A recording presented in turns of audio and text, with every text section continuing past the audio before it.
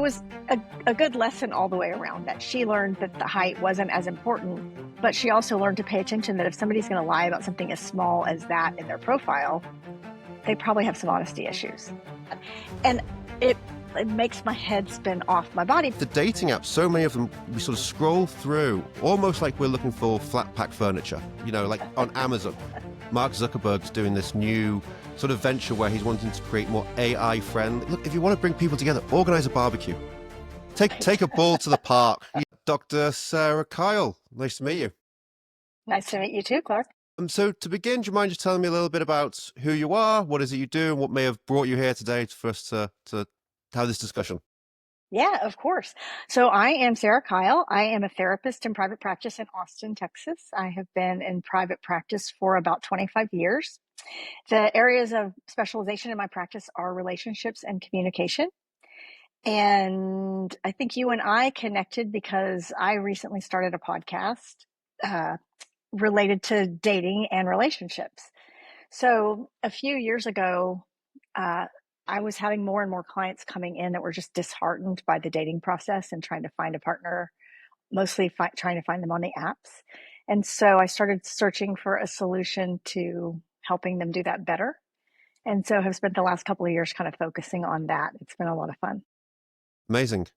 I really want to delve into obviously the app and the platform you've created. But just out of interest, as a therapist, what was it that drew you personally to wanting to help people in their lives? And then particularly what drew you to wanting to focus on dating out of interest? Yeah, that's a great question. So the thing that drew me to wanting to be a therapist was having a really positive relationship as a client. When I was in my 20s, I was going through a really hard spot and someone suggested that I try therapy, and I didn't know much about it, but I was like, yeah, I'm game. I'll try it. And I ended up working with someone who really helped me kind of delve into the behaviors I was exhibiting that were holding me back from being my best self. And I spent a few years in therapy with her, and that was just a life-changing experience for me. And as I had my kids when I was really young and went back to college in my mid-20s. And because I had had that positive experience in therapy, I just decided that that's what I wanted to do, was be able to help other people like that. Amazing. I completely relate. I have a sort of similar experience. My mother passed 10 years ago. Obviously, I'm from the UK. My family's all over in the UK still. And so someone suggested I should get into therapy. And I just loved it. And it helped me, of course, at the time with my mother, but also just genuinely, I was, oh, this is really interesting to learn more about myself. And similar experience, I actually went back recently, a few years ago, to do my degree in psychology. Thought I'd go back to school to do night school. Just got into a master's program. So I'm kind of on the same trajectory. And it was actually working with that therapist that really inspired me. I was like, oh, this is so fascinating and interesting. And it's something I want to do as well. So I relate to that. I love it. When you think back to that first experience you had, were there particular takeaways that you still think about today? Well, I think interesting. When I look back, I was sort of in such a kind of mess generally in my life anyway. I was kind of a little lost. Obviously, I'd just lost my mother. Things weren't going great for me in my work and my career. And so I think I didn't realize how many problems maybe I had. And which is not a great thing initially, but then going through that process sort of, you pull these various threads and you have realizations and it helps you get to the next sort of stage in your life. And, yeah, quite quickly, it was just, I enjoyed speaking to someone who's there genuinely rooting for you, who you can be completely open with. And I just kind of got hooked. And 10 years later, I still regularly check in with that therapist. So, yeah, it just goes to show a good therapist can really change your life and also inspire. I think it's very common for people to have that experience. They have a great experience in therapy. I want to do this myself. Yeah, I've had a number of clients that have gone through that as well. Amazing, amazing. So tell me a little bit about this platform that you have created, the app. What is that, and how did you come about with the idea, and why did you create this? Yeah. So it's actually not an app. My idea was that I was seeing people get so frustrated with the online dating process because it's really easy to pretend that you're someone you're not, or not be fully transparent. And so I think people are really longing to get back to meeting other people in person. So my original idea was that I wanted to help people figure out what was holding them back from dating. I created an assessment, like a dateability assessment. So you can answer a bunch of questions and figure out if there are particular areas that you might need to shore up. And my belief is that if you work on becoming your most dateable self, that you're going to attract the right partner. So my original thought was I wanted to kind of serve everyone, like younger people, older people, gay people, straight people, you know, and bring them together in an in-person setting, not necessarily matchmaking, but giving them a chance to be exposed to other people who had also done the work and maybe making friends, maybe making a love connection, maybe meeting someone who could introduce them to someone else. And I quickly realized that the scale of what I was trying to do was too big. Um, so I got some advice from some folks at UT at Macomb School of Business, and they said, Sarah, you got to narrow your focus. So we've narrowed our target market, are now specifically focusing on women who date women. That's where we're starting. I hope eventually we will be able to expand into a broader audience. But the idea is having events where we can bring people together in person. It's so funny because I saw something recently. I think Mark Zuckerberg's doing this new sort of venture where he's wanting to create more AI friends, or he's at least hinting around it. And again, it's always all in lieu of bringing people together. It's like, look, if you want to bring people together, organize a barbecue. Take Right. a bull to the park. That kind of still works as well. One of the things I loved, and when we were speaking before, that you spoke about, and I know from your podcast as well, which I want to talk to you about. You've spoken about bringing people together, but people who have some want to work on themselves, have some humility. I think that in the modern dating world, it's very easy to kind of almost create this sort of wish list to Santa Claus of this ideal Mhm. partner that we really want. Where, of course, there's another aspect of this, which is, working on ourselves and, that we have our own flaws. Uh, how has that been working with people who have that sense of humility and has that more humble approach to dating? Has it been effective? And is that something you also observed a lot before? It's like, look, we need to have people who want to work on their own things as well. Yeah, I don't think I thought about it too much because by nature of what I do as a therapist, I only talk to people who are wanting to work on themselves. And so I think I got a little bit lulled into thinking like, oh, doesn't everyone want to work on themselves? But in the dating world, they do not. Um, I think I gave you an example from someone from our beta test group, but I'll give one from TV because that's more readily accessible. I just watched a show called The Later Daters on Netflix. It's a documentary about following these older 55 and up folks who were trying to date. And one of the guys on the show was in his 60s and seemed like a really nice guy, but he was, an older dude who obviously from the show drank a lot of beer. He had a big beer belly.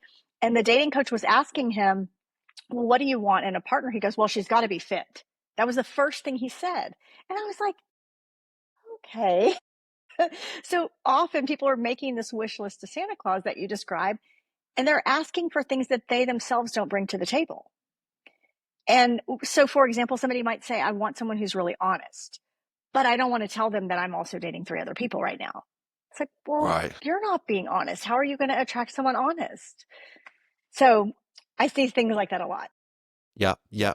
Well, I think that's a really great approach because I have this sort of more cynical idea. Tell me if I'm wrong, on this. I kind of think, and again, I've been with my partner for 14 years, so a long time. So really, the dating apps hadn't even really begun when I was single.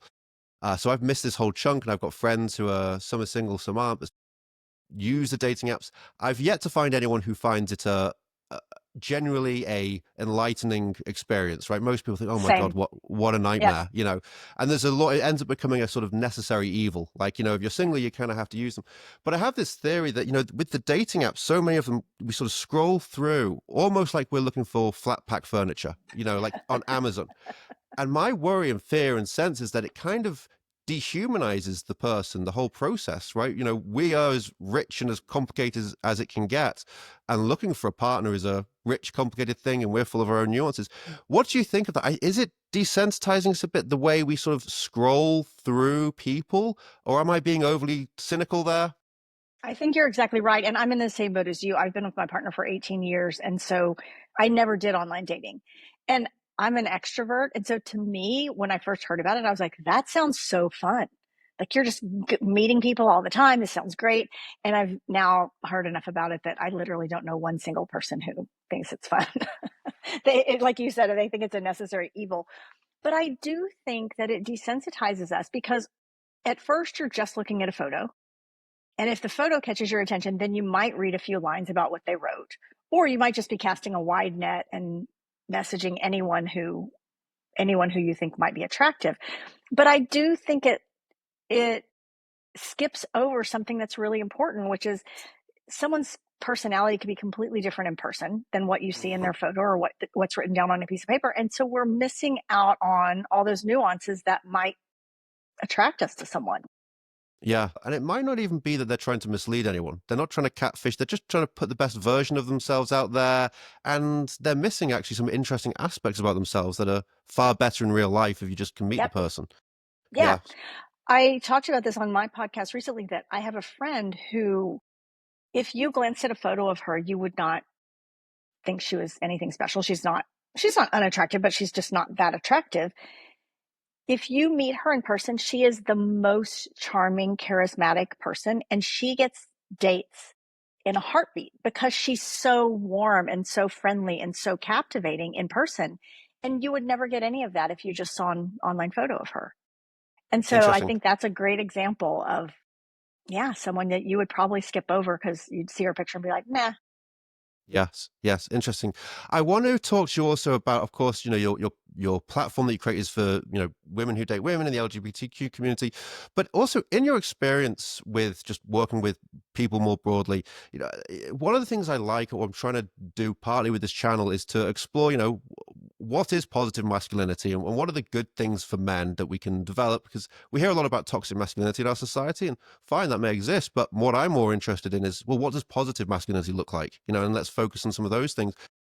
Is there anything that you've seen, that you've observed in your practice or in your time? Even I know you're focusing on women who date women, but with men in the dating pool, is there anything that you'd say is a piece of advice or something that's positive that you've seen from men that maybe they could lean into more, that needs to get spoken of more? Yeah, I'm so glad that you're looking at this issue because I am a strengths based therapist. I think it's much more helpful to look at what's going right. And you said it there, of course, there's a pile of toxic masculine traits that guys get socialized from the time they're small. But there's also a lot of good there too. And if we spend our time focusing on the toxicity, we're just going to see more of that. So why don't we shift our focus to what guys are doing well and what they get socialized to do well in our society. So yeah, there's a ton of it. Advice for guys that are dating. My advice for anyone across the board is to be genuine. So if you're trying to like emasculate yourself, I guess is like, I know that's such a harsh word, but guys are trying to sort of tamp down their masculine sides. And I don't think that that's helping. Mm, I mean, I think that the main thing for everyone to remember is to pay attention. And if you're paying attention to the person that you're with, you're not going to step on it. Or you might say something wrong, but you're going to quickly realize that you said something offensive and then you're going to back off of it because you're paying attention. mm. Um, there was a scene. Did you watch the series The Morning Show on, I think it was on Apple Yes, TV? I skipped through it. My wife loved it, so but I know of it. Yeah, and I saw some episodes. There's this really poignant scene. The show is about, I don't remember the characters' names, but Steve Carell, the show is about him getting fired from the show for um, sexually assaulting someone. And it shows that scene where he brings one of his employees up to his hotel room to comfort her because they've been through kind of a traumatic event together. And they're talking, and she gets up and says, yeah, I should go. And he says, okay. And they're hugging each other. He's an older guy, she's a younger woman. He's her boss. So there's power differential there.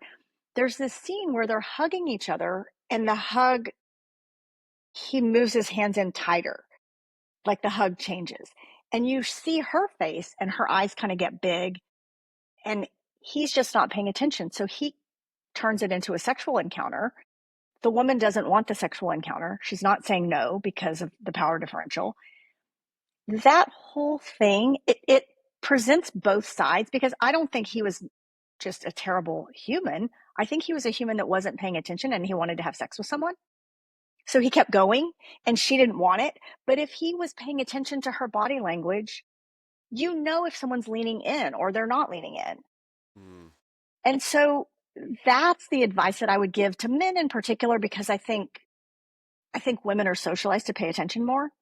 mm. But women are socialized to tune into the feelings of the people around them, and I think men are not as much. But like in that scene, if he had just stopped to be like, oh, she's not really into this, the sexual assault would have never happened. Right. So I Interesting. guess that would be my piece of advice: is pay attention. Is the person genuinely interested in you? Are they leaning in, or are they backing off a little bit? Yeah. And pick up on the cues of the person you're with. That's so interesting you said that, because my sense, and I've thought this for a while, is that I think it's really important for both men and women, but all else, to actually be able to flirt. And flirt actually isn't just cheesy chat up lines. It's a kind of mature adult. It's a socialization. It's being able to, as you say, pay attention, look at social, subtle cues, non-verbal cues. Is a touch on an arm, is it a friendly tap, or is it too much? How long, if you're going to tap someone on the arm, do you hold on to them? And, if you're asking questions, do you pry or when to pull back? And it's a type of social maturity. And I think that men often can not pick up on the right cues or be too assertive with their cues. And so it's that kind of, you need to have the ability to have that sort of ability to flirt and know what flirting is, as opposed to being, abrasive or controlling, or, stepping over that line. Yep.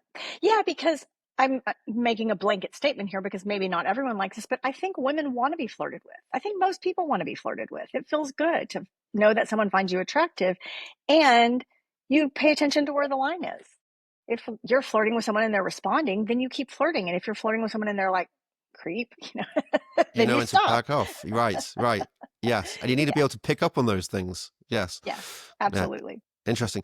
In terms of your platform that you've created for women and women dating women, is there anything that's been interesting that you've learned through working through this population that you didn't necessarily expect? And not necessarily a bad thing or a good thing, but just a kind of weird, oh, that was an interesting nuance that, when you started to work with women in that community, that was interesting. That was a kind of observation that, that's a kind of good realization that can be helpful for them. Or was there anything that surprised you particularly, or not really?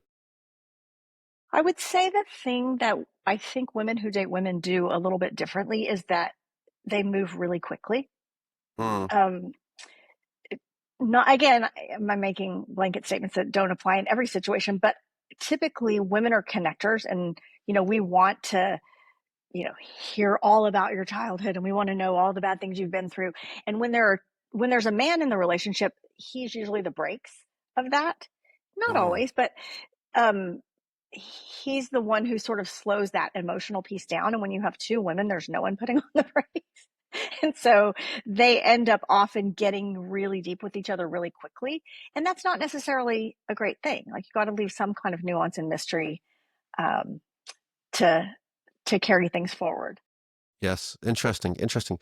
Is there anything that you found that maybe gay couples do? And again, this is a kind of blanket question I get, but guess, but is there something that you found with gay couples? Is there anything that they do well that you think maybe straight couples could learn from? Or once people are in a relationship, does it all kind of shake out, and is it broadly kind of the same? There are some things that fall into each category. Like, a lot of times, a relationship is just a relationship, and we're all kind of doing the best we can at the end of the day. I would say in general, I think that, well, I'm speaking about women couples in particular, but I do think their communication is generally better, because they are in general more in touch with their emotions and socialized to be okay with that. Whereas men are not, men tend to be a little more guarded. So I do Right. see that more often. Yes. So that's interesting. That could be a good thing for, I guess it's that age old thing of, men communicating a little bit more and be able to express your feelings and what have Uh, you. yep. Um, with your platform, do you find that you're dealing with sort of people who are slightly older, who have been, in their 30s, 40s, or is it more broad? Are you talking to people in their 20s still, or are you working with people in that slightly older category? It's been a little surprising because when I first started Get Dateable, like I said, I had a broad community there. So we ran our beta tests with men and women, gay and straight. And our bottom age was 30, because I felt like people in their 20s hadn't gotten cynical enough about the apps yet.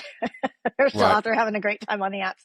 Yeah. So we literally had someone who was 30, and we had our oldest person was probably 65, Okay. So Yeah. a pretty broad range. And I Yeah. would say now we're not offering any services really. I created this assessment, a dateability assessment that anyone can take. So male, female, gay, straight. It's just good information for you to see if there are things that you need to shore up. Um, and so that is an offering that we have for anyone. And then we have the podcast, which is geared toward women who date women, but most of our audience is probably not that. So we're hoping it'll be entertaining for folks outside that demographic too. And will have the links and everything below. But where is the podcast? Where can people find that? Anywhere you can find podcasts. It's on Apple, it's on Spotify, it's on Google Podcasts, it's on, yeah, all the major ones, I think. Yeah, I was listening to it a few days ago, and you've got great chemistry with your co-host, who I believe is a good friend of yours for many years. So it's definitely Thank worth you. listening to. It's definitely good to check out. It's informative and fun at the same time, and I think it's people get a lot from it. Good. That's the best feedback I could get because that's exactly what we're going for. We want it to be fun and funny and also helpful. Absolutely, yes, yeah. With the older people, I'm sure you may be encountering people who have been maybe in a relationship for 10 years, 15 years, longer. They're now single again for the first time in probably a lifetime. Is there any sort of advice you have for those people, and is there anything you've seen that they typically do in dating that was surprising to you or interesting that you've observed? Yeah, that's such a good question because when you've been with someone for a long time and now all of a sudden you're single again, it's really scary because you don't know. I mean, just like you and I were talking about, I wouldn't have the first idea about dating apps if I didn't work in this field. And so people are, maybe you're 50 and you've been with your partner for 20 years and now you find yourself single. You don't know how to create a dating profile. You don't know how to find someone on the apps. You're embarrassed that your friends might see you on there. There's all these stories that we tell ourselves. And I mean, the advice I would give you is don't try to do it alone. So get a therapist that can help you. Ask your friends for help picking out your profile pictures. Ask your friends for help with what to say in your profile. Typically, the people around us will be way more effusive about us than we would be about ourselves. And so your profile will end up being much more positive if you get someone else to help you write. That's I'm sure that's good advice for all ages as well. That's interesting, and it's funny that you say the people around you are more effusive. It's so funny that we do seem to have this a negative view of ourselves more than other people. Maybe not everybody. If you're tilted in a very more extroverted way, but it's funny. There's an inner critic that a lot of us have, and oftentimes when you voice the inner critic to a good friend or family member, they're like, "What the hell are you talking about?" What? Uh-huh. Yeah. Yes. Exactly. Yeah. And then I also wouldn't brag about myself. Mm. So I might not say something about my accomplishments, but my friend would be like, "Oh, you should put this in your profile." So I think that part too, we get told it's not okay to brag about ourselves. So Yeah, that's yeah. interesting. It doesn't always have to be the inner critic. It's the more humble social Mhm. part. No, I'm not going to shout about all the things I do, but your friends can. Yep. That's And the different. other thing is having someone help you with your pictures because let's say if I'm worried that I might be overweight, I'm going to pick the picture of me that makes me look the thinnest. Or if I'm worried that I have a big nose, I'm going to pick the picture that makes me not my nose not look big. But those probably aren't the best, most accurate pictures of me. So Mm, someone else who's looking at me more objectively could be like, "No, Sarah, these are the best pictures of you." So I think that's helpful. that's helpful. When I was actually listening to your podcast a few days ago, there was a moment where I can't remember whether it was you or your co-host said this, but that when you jump into a relationship, if you've been in a relationship for a long time and now you're single, you can almost be a habit to want to sort of jump in right again and kind of pick up where you left off almost. And I think someone on I think it was you yourself who said you end up skipping over a lot of the fun stuff. Yes. Tell me a little bit more about that. Yes. I'm so glad you brought that up because that's really true. So I think the example I gave in the podcast is let's say that you and your partner make pancakes every Saturday morning. Well, now you have a new person who's sleeping over and you're like, "Hey, let's make pancakes." You're not even giving yourself a chance to form a new routine with a new person. You're just falling into your same routine but with a new person. And I think you're cheating yourself and that person out of the idea of discovering new things. So Mm, it's, and I think emotionally too, let's say, I don't know how often you and your wife talk throughout the day, but let's say you're used to, calling each other a few times throughout the day. You might just start off calling your new person that many times a day. Whereas if you hadn't had that experience, you probably wouldn't be communicating that often. So Yes. it's like a false intimacy that we project onto the new person because of what we just came out of. Interesting. Yes, that's really good advice. Yeah, we can it'd be easy, I imagine, to want to pick up where you left off. And Hmm. like you said, there's a lot of fun and richness and new things you can learn about yourself. Yeah. Maybe you can find something better than making pancakes in the morning. Yes. Maybe lying in bed's actually more fun for you. Who knows? Learning Yeah. the new habits. Yeah. Yep. More generally, and again, this is a general broad question, but as a therapist with a lot of experience, is there anything that you would say to people who are wanting to better their lives that don't know where to begin? And we're all so multifaceted. There's a lot of different people. We're all different, and we all have different strengths, different challenges. But there are also sort of commonalities. Is there any one kind of key, interesting, kind of cool bit of advice that you've learned in your experience that this kind of works? You said paying attention in dating that works. If someone's wanting to improve their life, and obviously without delving into the nuances of that person, is there anything you've said this is good? Just if you can start here, this tends to work for people. Is there- So I think that there are a couple of things. One is paying attention to patterns. So, and conversely, paying attention to anomalies. So let's say that um, you have five best friends and you're fighting with four of them at all times. That's a pattern. So you probably want to pay attention to that, and you're the common denominator there. So just taking a look at like, oh, am I doing something that's causing me to have conflict in all these relationships? If you have five best friends and you argue with one of them, that's the anomaly, right? Like mostly you get along with people, but there's this one person you don't get along with. So noticing, is there something I'm doing? Is this person triggering something in me? Or is this a person that maybe I need to have around less because I they're not bringing positivity into my life? So that, I think that's just a general thing, is when something causes a struggle or pain, that's an important thing for us to look at, and it's probably an opportunity for us to learn something and grow from it. Mm, yes, that's interesting. If on when we're starting dating, or you're starting, and I say we, I mean I've like I said, it's been 14 years, so it's not. I'm very much out the game, I suppose, at this point.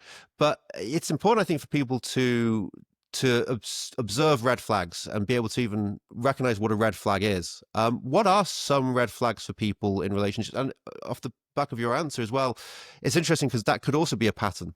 If you're always picking the wrong guy, you're always picking the wrong woman, there's red flags in that pattern there. What would you have to say Mm-hmm. about that? Yeah, a few things. One, I saw this funny meme on Instagram that said, I saw the red flags, but I thought it was a carnival. That's funny. Like, Yes. Yeah. yeah, Yeah. it It looked looks like fun, great. so I It went looks there. fun. Yeah. Yeah. Yeah. Yep. So, and yes, I think that I have a belief that the universe will keep sending us teachers until we get the lesson. And so if you keep picking people that have the same red flags, it's like, oh, there's something here that you're not learning. So the universe just keeps sending you a new teacher until you're ready to learn it. So some common red flags I would say are people who don't have relationships in their life. Going back to what I said before, maybe you have one friend that you've gotten in a fight with, but if you're an adult and you don't have any friends that you've been able to keep over the long haul, something's probably going on there, that you don't have the ability to maintain relationships. Or someone, sometimes people just come from difficult family situations, but if you're disconnected from everyone in your family and you are disconnected from all of the friends that you've had throughout your life, that's something to pay attention to. Mm, Someone who immediately throws themselves into your world, that's a sign that they probably don't have a solid world of their own. So that's a red flag. yeah. Um, Someone who shuts down and is unable to communicate about their feelings is can be a big red flag. Someone who's not able to speak up about what they want. Right. So, there are things that you just pay attention to, and usually we have all the information up front, but we Yes. selectively pay attention, and we Interesting. ignore the things that don't fit with what we want to believe. And then later we're like, oh man, I knew that from the first date. That's so interesting. I kind of have heard before, and I think this is true, that if you're in therapy after 10 years or 15 years, the problems were kind of there at the beginning. There was always the seed, and if you can go back and in the early days, we get sort of blinded by the love feelings and you want to just be with them all the time. But there's maybe that little stone, that little pebble in your shoe that you can feel that there's something there.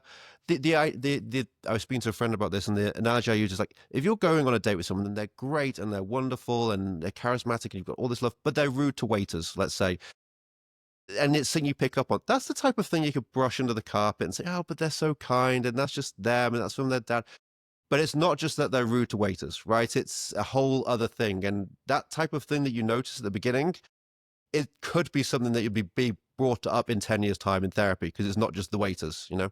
Yep, absolutely. That's a perfect example of something that you see at the beginning. You're like, oh, it's not a big deal. Yeah. So yeah, and it can snowball. Yeah, so paying attention, that's good advice. Yep. One of our beta testers that was in our original groups, um, a young woman, young 30s woman, met a guy on the apps, and one of her criteria, we might have talked about this, but one of her criteria was that she wanted to date someone who was at least 6 feet tall. So this guy said he was 6 feet tall.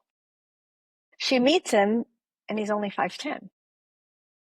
And he said straight up, yeah, I put that I'm 6 feet tall because a lot of women won't date me if they know I'm under 6 feet tall. So there were two lessons that came out of this. One, she really liked the guy. He was a nice guy. And she learned, like, oh, maybe the height's not the most important thing because he's a great guy. He's only 5'10". Second thing she learned, though, is that if someone's going to lie about their height, they're probably going to lie about other things. Right. And that's what ended up happening. So he ended up being not honest about other things too. And so it was a good lesson all the way around, that she learned that the height wasn't as important, but she also learned to pay attention that if somebody's going to lie about something as small as that in their profile, they probably have some honesty issues. Yeah. Interesting. Interesting. It was there right at the beginning. Yep. Um, Out of interest and sort of slightly off topic, I guess, well, maybe not really. Um, Sex, when it comes to sex and relationships, obviously sex is a huge part of relationships. Um, and again, if you're dating, and again, I've been in my relationship now for 14 years, but if you're dating, you know, people have some one night stands, and that's all part of being an adult, of course. But then, is there, do you have any sense or idea of when people should, and this is a very blanket question, I don't want to phrase it this way, jump into bed with someone else, right? Do you think, is it better if people hold off from sex, or should it be, is it okay to just be more liberal and free and just get on with it? Is it person to person? You know, does it differ from couple to couple? Is this thing generally that you've seen that kind of works? Should sex be high on the agenda or lower? Is there anything you have to say on that? Oh, I really wish I had a magic answer to this one, Clark, because I Yeah. hear this question comes up a lot. And I think it's becoming less fraught for women in a good Mm, way, that, women were, supposed to remain virgins until they got married, and men were supposed to sleep with a whole lot of people. So that, like, I don't know who they're sleeping with because all the women are staying virgins. right. Um, but I think we've hopefully evolved away from that, and women don't get shamed for being sexual in the ways that they were before. I think that you have to know yourself, because for some people, sex creates an attachment. Mm, And if you know that you're someone who gets really attached when you have sex, then you should probably hold off a little bit. Like, wait until this is someone that you know you want to attach to before you become sexually active. For me, there's not like a moral component to this, that consenting adults can have sex with other consenting adults whenever they want to. mm, But I think, if you're setting yourself up for success or failure, because sometimes you have sex with someone and you think it means more than it does. And then you get really disappointed if that person goes away, or you feel bad about yourself. So I think knowing more about how you respond is the most important piece of that. yeah. Yeah, I think that's a great answer. It's not a sort of moralizing you should do this or should do that. It's really, you need to understand yourself more, and if you're more prone to attachment, then maybe that's gonna not be as good. Maybe you need to wait a little. But if you're not as prone, then hey, then have fun and do what you want with Yeah. other consenting And if adults. Right? that's just a part of the date, like we go to dinner and then we go home and we have sex, and Mm, maybe it works out and maybe it doesn't, then great. But if you're someone who thinks, wow, we went to a really nice dinner, therefore this is going somewhere, or we had sex, therefore this is probably going somewhere, you don't know that yet. It's the first date. just So to, yeah. try not to attach meaning to it if you're going to sleep with someone really early. Yes, yeah. Um, I feel like I've fired through my questions for you. Is there anything else I mean, is there anything that you've seen in your in your practice that we need a little bit more of in society? I mean, I know obviously you're creating this platform, this place for people to come and connect in real life as opposed to the virtual world. Um, we spoke about people being able to pick up on cues, to be able to observe patterns. Is there anything that you've seen that you think, I think we just generally in our culture we could do a little bit more of we need a bit more of this in society? Well, this is sort of an obvious answer, but I think it's kindness that I mean, especially in the United States, I think we've become a culture where it's okay to be unkind. And especially if you're behind a screen and you're talking to someone online, you see so many people just being uncivil to each other or unkind to each other. And it's like, why? Even if you Mm, disagree with someone, why would you want them to leave an interaction with you feeling worse about themselves instead of better? mm, yeah. So I think that that's a big thing. And if you, in the dating world in particular, if you don't want to date someone, it's okay. But you can kindly tell them, like, hey, you're a great guy, but I don't think we're a match for each other, but I wish you all the best. That's a lovely way to let someone down as opposed to ghosting them or saying something mean about them. And somehow I think that has become legitimized to be unkind. Mm, And um, I just think there's no reason for that. That yeah. your, I mean, your goal should be for someone to leave an interaction with you feeling better than they did when they came in. Yeah, yeah. It's something I think the internet's wonderful and it's a great tool for so many reasons, but there's a dark side to it, and it does seem in some ways to draw out the worstness. And I think we all have the sense of that now. We all Yeah. have an intuition, but I don't know how, if we know truly as a society how to get past it, because it does bring out the dark on top of all the wonderful things that it does provide. It also elicits this negativity somehow. Yeah, it's somehow like it's okay because someone's not seeing your face that Mm, you might say something. And I'm there's a segment on, I think it's Jimmy Kimmel, that does the mean tweets. Like, people tweet mean things about celebrities and then he has those celebrities read the things. And sometimes I'm just like, why would someone say that about another human being? There's just no, yeah, no, what would prompt you to say that? You would never say this to this person's face. in real life, yeah. I Yeah. Someone said once, I was listening to a podcast, they had a good point. They said it's almost like the phenomena of road rage. That when we're back behind a car, we're way more likely to flip someone off, cuss them out, because we're protected by this little bubble, and hopefully we don't do it too often. But the internet's a kind of similar thing in that sense. Yeah, where if you were walking down the street and you bumped into someone, you would never like scream at them or flip them off or I just don't think that would Yeah, happen. So I think you're right that the car is similar to the screen. It yeah. protects us from something, or I don't know.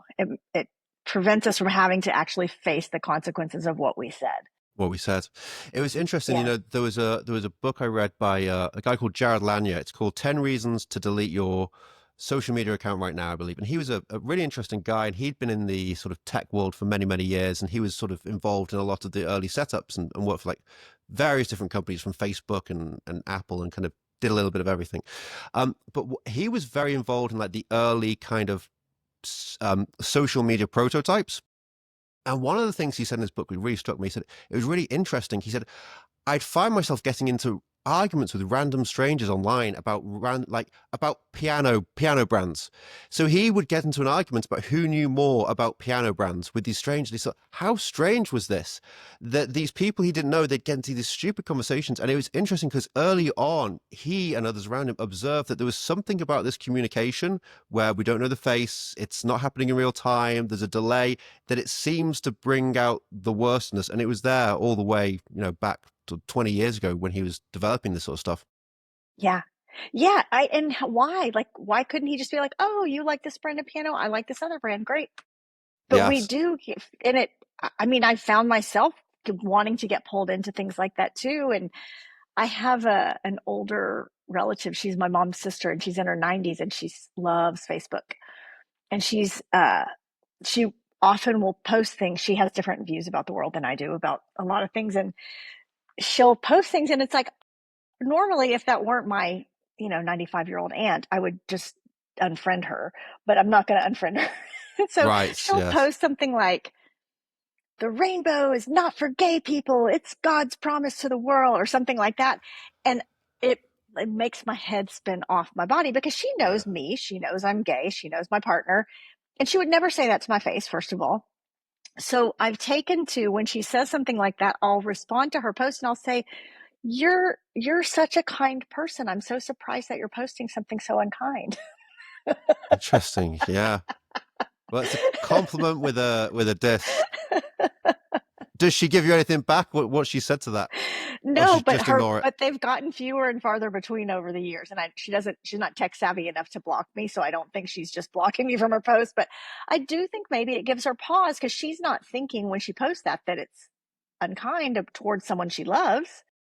Yes. So I've tried that as an approach to I want to speak up and I don't want to get in a Facebook fight with my 95-year-old aunt. Yes. Yeah. That's a good thing to do or not do. Well, great. Thanks so much. Is there anything else you'd like to particularly share? Is there anything else that you'd like to discuss or we didn't particularly cover? I think we covered a lot of ground. You asked a lot of great questions. Uh, just kind of to recap, the things that I would say are, I mean, I am biased, but if you don't have a therapist and you're finding yourself struggling with relationships, go find a therapist. It's good to have somebody to talk to about things. And make sure that when you're interacting with someone, you are paying attention to how they're responding to you and keep doing the things they're responding well to and don't do more of the things that they're not responding well to. So just kind of those major things and protect yourself by paying attention to the red flags at the beginning, even if it's somebody you really like. Don't don't skip over things that might come up later that would be problematic. Amazing. Great. Sarah, if people want to follow your podcast or join your community, where can they find you? I'll put some links below, but what are the names of those places? So the podcast is called Dateable AF. And it's on all the major podcast networks. I would really appreciate you guys listening to the pod and giving me some feedback about it. We've just started it and we've only released a few episodes, so we're still crafting it. And so the listens and follows would be great on that. Our Instagram handle is getdateable at getdateable. And our website is just getdateable.com. So yeah, and anybody can come and take our free dateability assessment and learn a little bit about yourself. And yeah, I Amazing. really appreciate you having me on the podcast today. Yeah, of course. No, I appreciate the time, and we'll put the links below. And yes, everyone should definitely listen to your podcast because it's very informative and funny, and as I say, great charisma with your and chemistry with your co-host. So please, everyone should definitely check that out. Thank you so much.